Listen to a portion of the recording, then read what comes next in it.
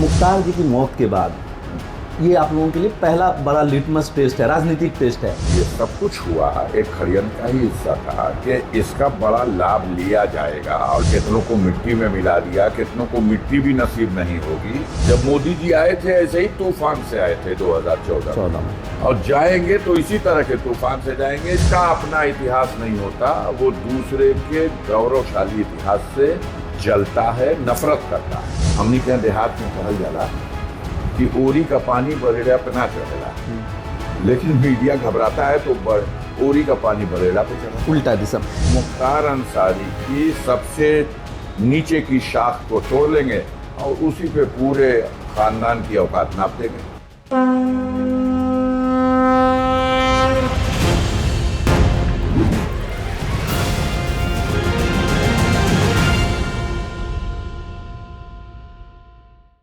नमस्कार, लाइव हिंदुस्तान में आपका स्वागत है।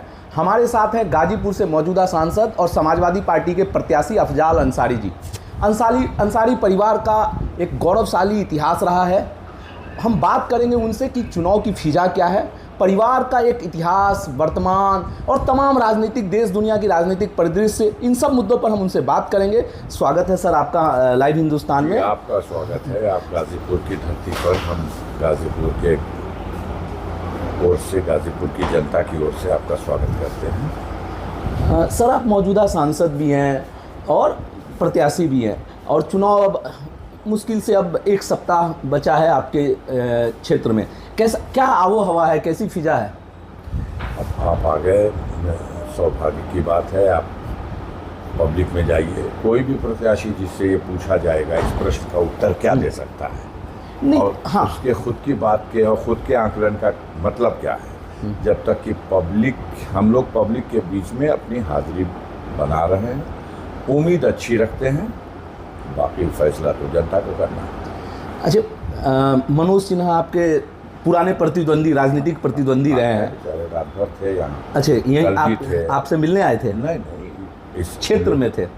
अच्छा, नहीं, ठीक है, मुझे लगा कि हो सकता है सामाजिक सरोकार तो रहते हैं ना, लोग मिलते जुलते रहते हैं। सामाजिक सरोकार तो यहीं से 4 किलोमीटर दूर के हैं। हमारे पिताजी के, उनके पिताजी के संबंध रहे हैं, दोस्ती रही है, आना जाना उठना बैठना रहा है।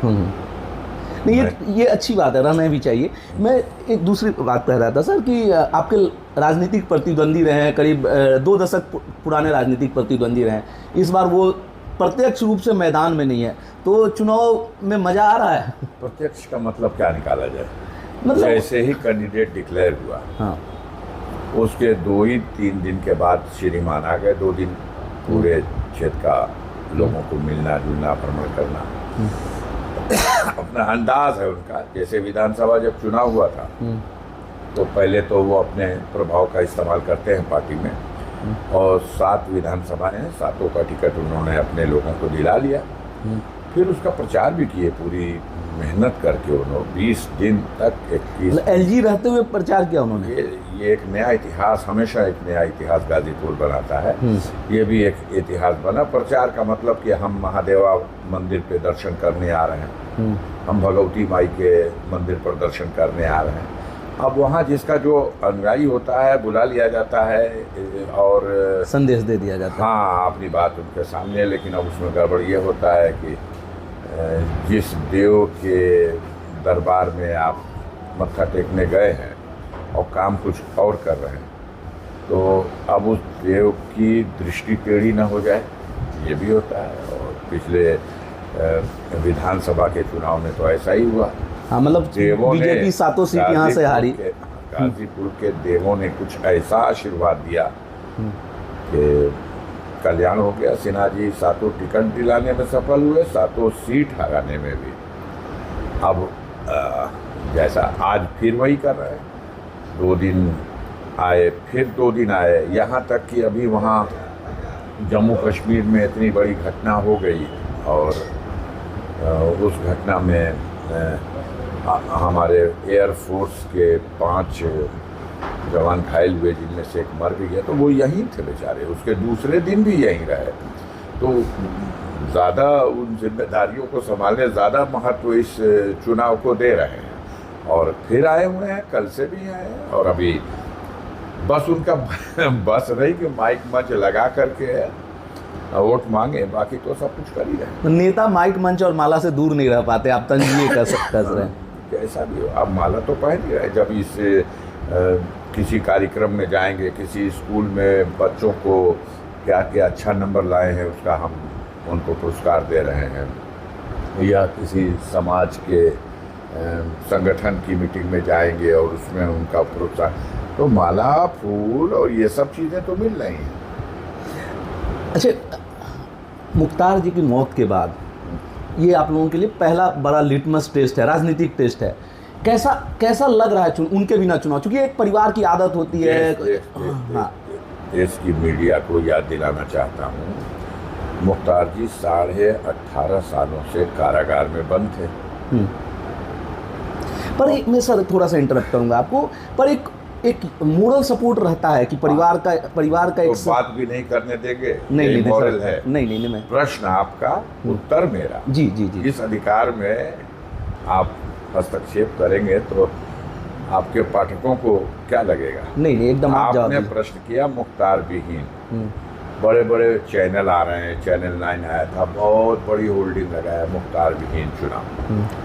किसी भी तरह से किसी घटना को कैसे मोड़ा जाए और कैसे उसका लाभ लिया जाए, किसी के खाते में दिया जाए, ये तो मीडिया के भाई जो खास तौर से गोदी मीडिया वाले हैं वो तो इसमें लगाए गए हैं, कर रहे हैं। अब बहरहाल कई दिन बचा। हमारे यहाँ गाँवों में कहावत है कि बाबू साहब थे, उन्होंने नाऊ को बुलाया और कहा कि ज़रा मेरे सर का बाल काट दीजिए। उसने अस्तूरा लगाया। थोड़ी देर के बाद बाबू साहब पूछने लगे, ए नाऊ, हमारे सर में कितना बाल है? तो नाऊ ने कहा कि बाबू साहब अब तो अगमे आवता। तो अब क्या, अब 4 दिन का है।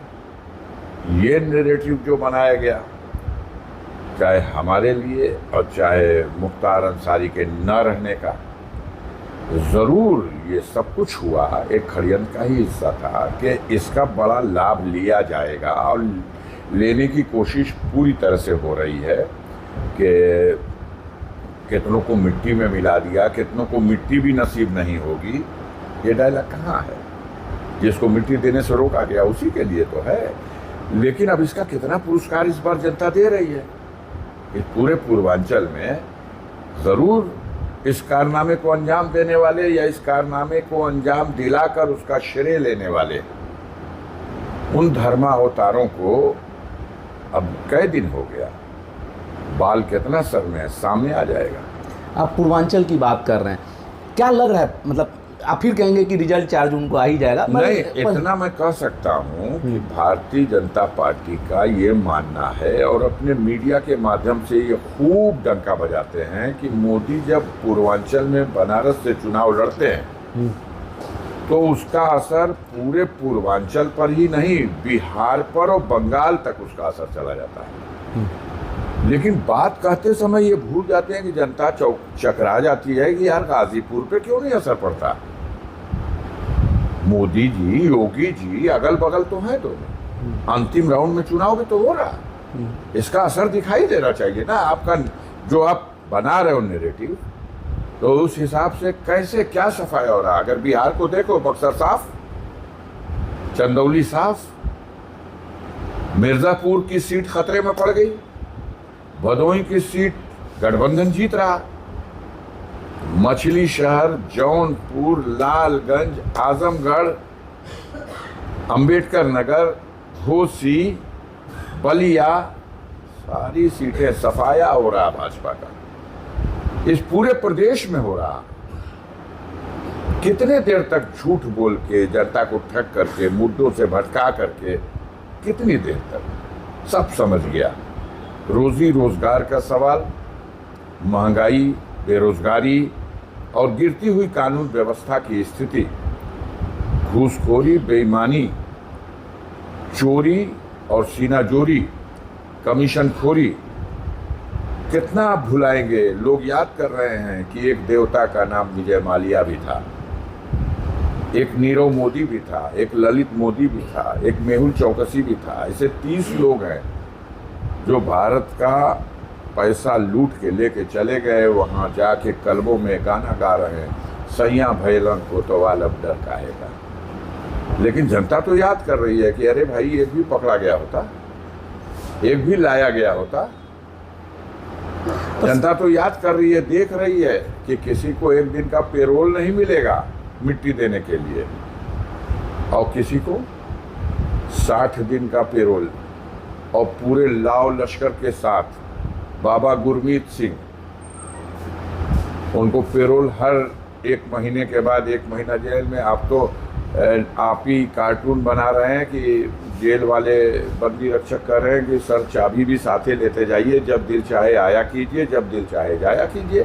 जैसा कि यहाँ सुभाष ठाकुर, जिसको फांसी की सज़ा हुई थी बॉम्बे जे हॉस्पिटल कांड में, जो को अक्यूज्ड है दाऊद इब्राहिम का, जिसमें ब्रजेश सिंह और त्रिभुवन सिंह मुलजिम हैं। आज तक त्रिभुवन सिंह का ट्रायल नहीं होने दिया गया। यूपी सरकार की कृपा ऐसी बनी हुई है, बॉम्बे की कोर्ट से बुलावा आएगा, नहीं जाएगा।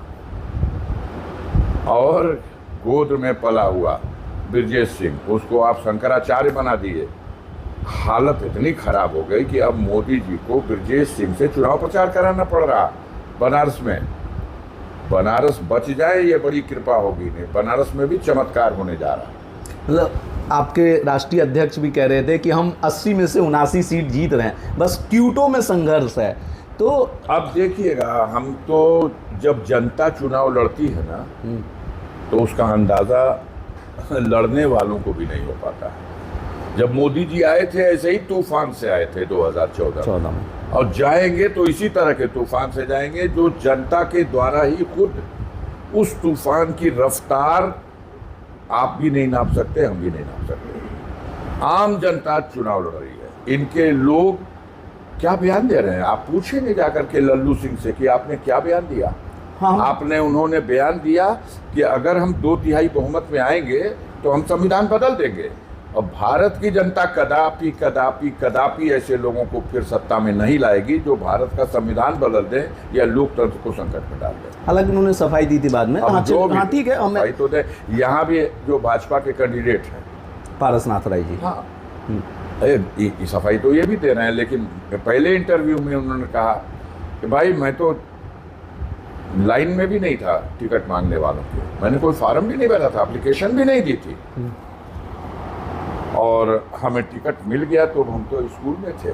हमें जब पता चला तो हमको चिंता हुई कि ऐसा कैसे हो सकता है। फिर हमने फ़ोन करके तस्दीक की तो ज़िले के अध्यक्ष ने बताया कि नहीं, आपका टिकट हो गया। और उसी गाँव में वो दूसरे दिन जब प्रेस के लोगों के सामने हुए, आपका एक प्रश्न था उनसे, और उन्होंने कहा कि देखिए हम चाणक्य के वंश से हैं और हम नंद वंश का नाश कैसे होता है ये जानते हैं। अब आप उसको सफाई दिलवाइए जाके कि भाई इसको घुमा दो, ऐसे नहीं ऐसे कह दो। आपके सफाई दिलाना और एक अंदर से बात का निकलना, उनके एक सांसद नहीं कई संसद सदस्यों ने, कई बड़े नेताओं ने ये बात कही। उनको गैस बन रही है कि ये संविधान रहेगा तो जनता एक दिन जग जाएगी और वोट डालेगी। अब उनको ये खतरा दिख रहा है कि अरे बाप रे बाप, अभी तो ईवीएम बदलने की बात कर रहे थे। ईवीएम में चोरी बेईमानी 5,000, 10,000, 20,000, 50,000, लेकिन जहाँ 2-2 लाख से हारेंगे लोग, वहाँ ईवीएम में फर्जी वोट डलवाने का रह जाएगा। जी एक चीज़ बताइए, जब भी कोई पार्टी हारती है अक्सर ईवीएम को सवालों के घेरे में ले आती है। मैं एक मतलब पत्रकार होने के नाते और एक मैं समझना चाहता हूँ कि क्या सचमुच आप लोगों को लगता है कि ईवीएम हैक किया जा सकता है? किसी कार्यक्रम में चलिएगा, देखिएगा, और या अकेले मैं आपसे अनुरोध करूंगा कि आप किसी दिन जाइए पब्लिक के बीच में। अगर आप उठाएंगे हाथ तो 95% लोग हाथ उठा के कहेंगे बैलेट पेपर से वोट डलवाया जाए। बैलेट पेपर से वोट देश की जनता डालना चाहती है। सारी दुनिया में ये तरीका और दस्तूर है कि जो जनता की इच्छा है उसके अनुरूप सरकार या आयोग उसका व्यवस्था करे, लेकिन आप ज़बरदस्ती थोपेंगे। आप किसी की बेईमानी की नीयत को भी कैरेक्टर सर्टिफिकेट देंगे। आप बताइए सुप्रीम कोर्ट के फैसले में क्या खोट थी जब सुप्रीम कोर्ट ने कहा था कि भाई भारत में लोकतंत्र और लोकतंत्र में चुनाव की प्रक्रिया और चुनाव की प्रक्रिया का निष्पक्ष कराया जाना और उसके लिए निर्वाचन आयुक्तों की नियुक्ति में पूरी तरह से ईमानदारी होना, और इसके लिए तरीका ये बता दिया कि एक भारत का प्रधानमंत्री, एक प्रतिपक्ष का नेता और तीसरा सुप्रीम कोर्ट का चीफ जस्टिस, ये बैठेंगे और तब किसी योग्य को, जो जिस पे देश भरोसा करे, ऐसा व्यक्ति लाएंगे। इसमें खोट क्या था, ये आदेश रद्द कर दिया गया और नया कानून बनाया गया ईमानदार धर्मावतार लोगों की तरफ से कि एक प्रधानमंत्री, और एक प्रधानमंत्री ने अपने मंत्रिपरिषद में जिन लोगों को अपनी कृपा से मंत्री बनाया है उसमें का एक मंत्री जिसे वो छांट के लाएं, और तीसरा प्रतिपक्ष का नेता। यह है पारदर्शी, यह है पारदर्शिता, यह है ईमानदारी। यहीं से जनता को ये संदेह उत्पन्न हो जाता है कि बेईमानी करने की कोई कोर कसर बाकी नहीं रखी जाएगी। लेकिन ये इनकलाब है, ये एक इनकलाब है। 77 का इनकलाब याद होगा। आप कह रहे हैं 77 जैसा ये दोहराया जाएगा? इनकलाब ऐसे जाएंगे कि 60 से कहीं आता पता नहीं। अच्छा, आपने कहा कि बगल में धर्मावतार हैं, मतलब गोरखपुर का आपने जिक्र किया और दूसरे तरफ में मोदी का जिक्र किया, पर गाजीपुर में उनका कोई इम्पैक्ट दिखता नहीं। गाजीपुर में आप लोगों के जरिए कहा जाता है पूरा इम्पैक्ट है, लेकिन ये बाहुबली है सब। नहीं, हम ये माफिया हैं सब। सर मैं थोड़ा सा, जिसका अपना इतिहास नहीं होता वो दूसरे के गौरवशाली इतिहास से जलता है, नफरत करता है। अच्छा ठीक, अच्छी बात की आपने। आपके परिवार का बहुत गौरवशाली इतिहास रहा है। शायद आपके दादाजी थे ना, डॉक्टर मुख्तार अहमद अंसारी। अच्छा, परदादा थे वो, कांग्रेस के अध्यक्ष रहे 1927 से 28। आपके नाना जी थे ब्रिगेडियर मोहम्मद उस्मान, वो महावीर चक्र विजेता रहे। और मैं इस ड्राइंग रूम में देख पा रहा हूँ कि आपके परिवार से लोगों के, जिसमें इलाहाबाद हाई कोर्ट के चीफ जस्टिस भी रहे, जस्टिस रहे, माफ़ कीजिए, हामिद अंसारी जी रहे, तो एक दिखता है कि आपके परिवार का बहुत गौरवशाली। दो जस्टिस, एक आसिफ अंसारी जो इलाहाबाद हाई कोर्ट के जज थे,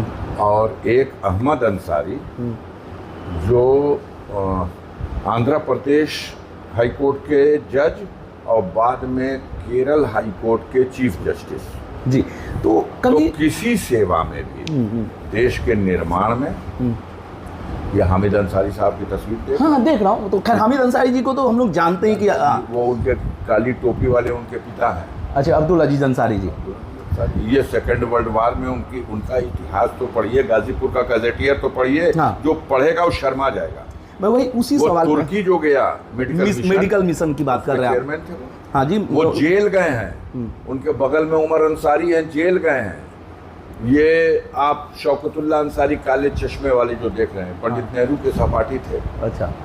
और राज्यसभा के भी एमपी रहे, लोकसभा के एमपी रहे, और इसी सीट पर पहला 1957 का चुनाव इसी सीट पर कांग्रेस पार्टी के टिकट से वो चुनाव लड़े थे जी। तो इतिहास शुरू कर दिया जाता है नीचे से ऊपर।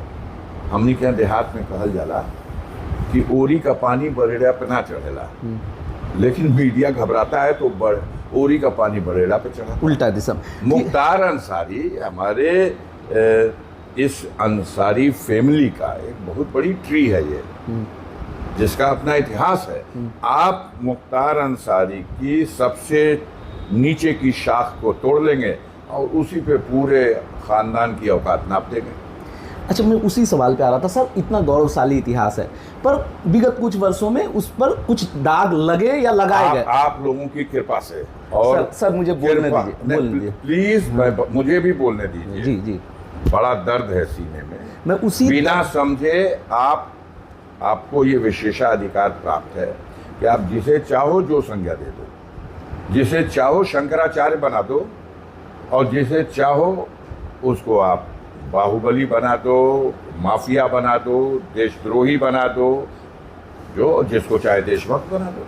आपके पास विशेषाधिकार है। मैं उस पर मैं कोई कमेंट नहीं कर रहा था। मैं ये कह रहा हूँ सर, कभी मलाल होता है कि क्यों कि नहीं? आप बताओ क्यों आपके चैनल में नहीं छपा? आपका चैनल माफिया कहा, लेकिन जड़ें कहाँ हैं? जड़ें हैं जनता के दिलों में, और जनता का दिलों में स्थान है एक हीरो का।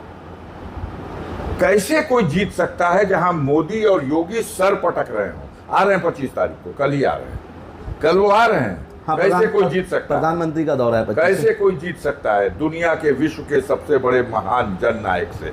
कैसे जीत सकता है? खैर ये तो 4 जून को पता चलेगा ना सांसद। 4 को ही हम भी कह रहे हैं, 4 को पता चलेगा। हाँ। कैसे कोई जीत सकता है? चमत्कार तो वो करके जाएंगे, फिर 4 जून को हम आपको अडॉप्ट करेंगे। पिछली बार भी किया था, उससे पहले भी किया था, अडॉप्ट कर देंगे। पिछली बार आप कहेंगे सपा बसपा का गठबंधन था। 2004 में क्या था? 2004 में क्या था? 14वीं लोकसभा में मनोज सिन्हा से लड़ा हूँ इसी सीट पे। जी मुझे वो इतिहास पता है, लेकिन उसको हम नहीं दोहराएंगे, हम नए इतिहास की तलाश करेंगे। बोलिए, आप जीतते हैं तो आप भी एक इतिहास बनाएंगे। कभी नहीं। हम जीते तो बाहुबल जीत गया, हम जीते तो जनता आज पछता रही और रो रही। क्यों? क्योंकि विकास रुक गया। कभी आप पूछोगे 4 लाख करोड़ रुपए का वो BSNL जिसके पास दुनिया की बेस्ट टेक्नोलॉजी थी, वो मिट्टी में किसने मिलाया? कभी पूछ सकते हैं? नहीं पूछ सकते। 4 लाख करोड़ रुपए की भारत सरकार मनोज सिन्हा क्यों? सवाल वो संचार मंत्री थे। हाँ संचार राज्य मंत्री थे। हाँ, राज्य मंत्री मत आप कह के औकात मत छोटी कीजिए। उनका कैबिनेट का नाम कैबिनेट बता नहीं दीजिए। था, कैबिनेट नहीं था। उनके कैबिनेट का नाम बता दीजिए। कैबिनेट नहीं था, मैं आ रहा था। स्वतंत्र प्रभार हुआ ना। जी स्वतंत्र प्रभार। उनके जिम्मेदारी को हटाइए नहीं। Manoj Sinha full fledge BSNL के 4 लाख करोड़ रुपया और एक जियो नया जन्म होता है। वो आज तरक्की में आसमान की बुलंदी पे, हमारी सैटेलाइटें चांद में, हमारा टावर नहीं। आज आपके पास भी BSNL, मैं चैलेंज करता हूं, BSNL का सिम नहीं होगा। जी नहीं हो सकता किसी भारत के पास, किसी नागरिक के पास। क्यों? मिट्टी में मिलाया। और उसके बाद विकास पुरुष की संज्ञा। आप विधायक हो, आप सांसद हो, आप मंत्री हो और आप प्रस्तावित करते हो कि गंगा नदी पर रोड कम रेल ब्रिज बने। बड़ी पुरानी डिमांड थी गहमरी जी के जमाने से। पटेल कमीशन में ये बात आई थी। आपको पहली बार अवसर मिला, आपने रिकमेंड किया। भारत सरकार ने, रेल मंत्रालय ने उस कार्य को प्रारंभ किया। कर रहे हैं, अभी पूरा नहीं हुआ लेकिन कर रहे हैं। लेकिन ये तो अच्छी पहल है ना? बहुत अच्छी, स्वागत। लेकिन अगर वही कोई काम दूसरे के प्रस्ताव पे होगा तो बड़ी बुरी काम है। 268 किलोमीटर सड़क इस 17वीं लोकसभा में अफजाल अंसारी संसद सदस्य बनने के बाद उसी के प्रस्ताव पर 268 किलोमीटर सड़क इसी गाजीपुर लोकसभा क्षेत्र में 198 करोड़ रुपए की लागत से बनी और 194 किलोमीटर सड़क का प्रस्ताव आज भी बस टेंडर नहीं हो सका, इसलिए कि चुनाव आयोग की घोषणा हो गई। इसको कहा जाएगा तो कहिएगा कि ये तो भारत सरकार के ग्राम विकास मंत्रालय से पैसा आया था। तो उसका का किसी के नाना के घर से पैसा आया था? तमाम योजनाओं के लिए पैसा तो सरकारी खजाने से ही आएगा। अफजाल अंसारी संसद सदस्य ही प्रस्तावित करता है, अनुमोदित करता है, उसका शिलान्यास और उद्घाटन करता है। लेकिन वो अफजाल अंसारी के खाते में नहीं होगी। सारे देश के संसद सदस्यों के क्षेत्र में PMGSY की बनने वाली सड़कें उनके खाते में, विकास में। अफजाल अंसारी के यहाँ ये नहीं श्रेय जाना चाहिए, क्योंकि ये उनके बाप के घर से नहीं बनी है। ये तो भारत सरकार का बजट आया है। और अगर भारत सरकार के बजट से एक पुल बनता है तो खाते में है, वो किसी के नाना के घर से आया है। गाजीपुर में गंगा पे ब्रिज नहीं बना। मैं आपको बताऊं, उस ब्रिज से सटा हुआ ब्रिज हमीद सेतु बना हुआ है और इस ब्रिज के बनाए जाने के दौरान उस ब्रिज का भट्टा बैठा दिया गया। आज वो ब्रिज हैवी लोड के साथ कोई गाड़ी चल ही नहीं सकती। मोटरसाइकिल चलेगी, टेम्पू चलेगा, छोटी गाड़ियां चलेगी।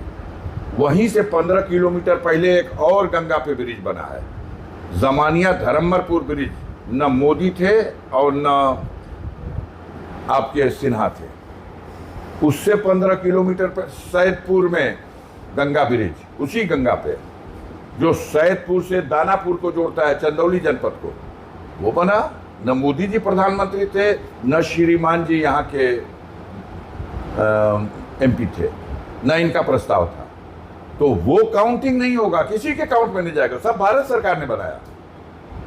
और ये जो बन रहा है ये निजी इन लोगों का बन रहा है। इसका श्रेय इनके खाते में दीजिए, मोदी के खाते में दीजिए, जिससे गाजीपुर की जनता के लिए राहत और अच्छा कार्य। लेकिन 4 लाख करोड़ रुपए का जो भारत सरकार का BSNL का सिस्टम था, उस सिस्टम को ध्वस्त करने का श्रेय किसके जिम्मे? अफजाल अंसारी के। बोलिए, संचार मंत्री थे, नहीं राज्य थे।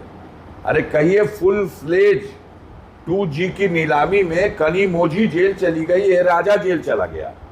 इसके भ्रष्टाचार की कब जांच होगी? बड़े नीट और क्लीन, बहुत विकास पुरुष। कोई सवाल करेगा कि संजय शेरपुरिया आपका सहयोगी, आपका पार्टनर, चुनाव लड़ने आप आए थे 2019 में, तो 25 लाख रुपया 2 चेक के माध्यम से उसने आपके चुनावी फंड में दिया। आप उस पैसे से 25 लाख रुपया, डॉक्यूमेंट्री प्रूफ है, आपने उसको खर्च करके चुनाव लड़ा। और आज संजय शेरपुरिया को ईडी ने, एसटीएफ ने महा ठग डिक्लेयर करके और जेल में डाल दिया। अब 5 साल के बाद आप बयान देते हैं भाई पैसा तो दे दिया था उसने, हम खोज रहे हैं, मिल जाता तो उसका वापस कर देते। अब तो तिहाड़ में, कहाँ से वापस करिए? कोई सवाल कर सकता है इस नैतिकता के लिए कि ऐसा ठग, महा ठग, जिसने 25 लाख रुपया आपको चुनाव लड़ाया है दे करके, जो भीतर दिखाई न देने वाला रुपया, करोड़ों रुपया जो लगाया गया था उस चुनाव में, वो तो हम कैसे कहें, उसका सबूत नहीं है।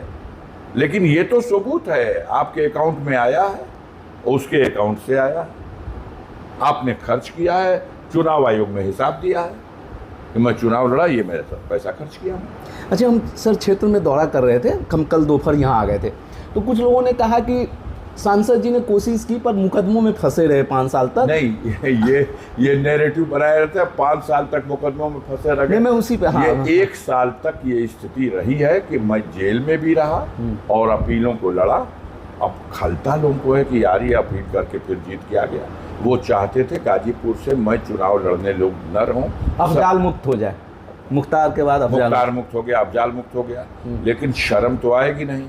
मुख्तार का बेटा गद्दी संभाल लिया, सिबगतुल्ला का बेटा गद्दी संभाल लिया। आने वाले दिनों में अगर अफजाल को मुक्त करने की स्थिति में आप सफल रहे, मतलब आपसे कृपा करके, आपसे मतलब जिसके लिए जो काम कर रहा है उसके लिए बात कर रहा हूं, अगर सफल रहे तो मेरी भी बेटी विरासत संभालने के लिए रेडी है। फैसला ये जनता वाला होता है, ये आप साल भर कापी आप जांचते हो और उसको 100 में 100 नंबर दीजिए जिसको चाहिए, लेकिन ये अंतिम परीक्षा है, इसकी कापी जनता जांचती है। और ये जब जांच देती है तब पता चला कि आपके कामकाज की सही समीक्षा हो गई और आप फेल हो गए, ये है। अच्छा, मेरे अगले सवाल का जवाब आपने दे ही दिया। मतलब आपकी बिटिया आपकी विरासत संभालेगी। हमारे न रहने की स्थिति में, हमारे हट जाने की स्थिति में, किसी आफत बला में फंस जाने की स्थिति में, ये जनता ऐसे उसको मेरा वारिस स्वीकार करेगी कि आंखों से लुत्ती छटक जाएगी लोगों के। अच्छा सर, मैं आपके चुनावी भाषण देख रहा था पिछले, तो उसमें आपने चीनी मिल खुलवाने की बात की थी, यहाँ यूनिवर्सिटी खुलवाने की बात नहीं, कभी नहीं। मैंने कहा गन्ना की चीनी मिल है जो बंद है, हाँ, उसी जिसे मनोज सिन्हा ने खुलवाने की बात की थी। हाँ, मतलब वो और कहा था कि अगर इस मिल को न खुलवा दूंगा तो लौट के कभी गाजीपुर नहीं आऊंगा, और ठग दिए जनता को, तो जनता ने उनको सबक दे दिया। अच्छा, यूनिवर्सिटी को लेकर क्या अपडेट है? क्योंकि बच्चे यूनिवर्सिटी को लेकर के तो मैं सीधे प्रधानमंत्री से मिला हूँ और वो समस्या समाधान मैंने किया है। बहुत से लोग गए होंगे, कहे होंगे, मैंने लिख के दिया, मिल के मुलाकात करके कहा कि भाई 150 का मानक है कि 150 डिग्री कॉलेज जहाँ है वहाँ एक यूनिवर्सिटी बनाई खुलनी चाहिए। हाँ, आपके यहाँ 3 यूनिवर्सिटी है, बनारस में, जौनपुर में यूनिवर्सिटी है, तो गाजीपुर में क्यों नहीं जी? उन्होंने कहा जमीन कहाँ से आएगी? हमने उनको बताया कि फिरोजपुर गौसपुर मौजे में 92 बीघा, मेरे ही क्वेश्चन के जवाब में सदन में बताया गया है कि 92 बीघा रक्षा मंत्रालय की ये जमीन है। जब भारत गुलाम था तब अंग्रेजों ने यहाँ के किसानों की कुछ जमीनें एक्वायर करके, जब यहाँ की बगावत चरम पे हो गई थी, तब वहाँ एक हवाई पट्टी बनाई थी, मिलिट्री बेस बनाया था। अंग्रेज चले गए, वो जमीन खाली पड़ी। हवाई पट्टी 92 बीघा इस क्षेत्र के किसानों की जो एक्वायर की गई थी, वो उसी तरह जंगल पड़ी हुई है। मैंने उसमें कहा आधी भी निकाल लेंगे तो यूनिवर्सिटी खुल जाएगी। एक और रिक्वेस्ट किया था, एक स्पोर्ट्स कॉलेज दे दीजिए। मेरे यहाँ स्पोर्ट्स के लिए बड़ी, वॉलीबॉल नहीं यार, कबड्डी में राष्ट्रीय टीम वॉलीबॉल की राष्ट्रीय टीम, ऐसे ऐसे खिलाड़ी हैं, अब आपको पचेगा नहीं। मुझे क्यों नहीं पचेगा सर, ये बताइए। मतलब हाँ, उनको पचेगा नहीं। हाँ, नेशनल चैंपियन निशानेबाजी में भारतीय टीम का कैप्टन वर्ल्ड कप में अब्बास अंसारी, लेकिन उसको आप कहाँ तस्लीम करेंगे? वो तो माफिया का बेटा है, बनाने की कोशिश हो रही है। हिस्ट्री शीट खोल दो, इसको भी उसी डर्रे पे डाल दो, वो गया तो गया, अब इसका भी। आप हमेशा देखिए, इतिहास इस बात का साक्षी है कि जितना हुकूमत अपने गलत कार्यों का पर्दाफाश करने वालों को दबाती है, उनके गले को बंद करने की कोशिश करती है, पब्लिक का समर्थन उसके हक में आता है। नेशनल चैंपियन सबके बलबूते की बात नहीं। वर्ल्ड कप में कैप्टन बन के भारत की टीम का जाना एक बार नहीं 2 बार सबके बस की बात नहीं। और उसको लाइसेंस यूपी से दिया गया था, दिल्ली में जाके इसने चढ़वा लिया और कई असलहा ले लिया। अरे कई असलहे का नियम है, किसी शूटर को जो उस श्रेणी का हो उसको नियम है, वो नियमानुसार लिया, लेकिन आपने मुकदमे फंसा दिया, जेल में बंद कर दिया। 4 लाख रुपया मनी लॉन्ड्रिंग अपनी माता के खाते में से उसके खाते में आया है, इसलिए चलो ईडी भी जेल ले गई। अच्छा सर, मैं आपको भी क्षेत्र में निकलना है, मेरा अंतिम सवाल है। सदन में अल्पसंख्यकों के प्रतिनिधित्व को लेकर बड़ी चिंता जताई जाती है कि लगातार घटता जा रहा है।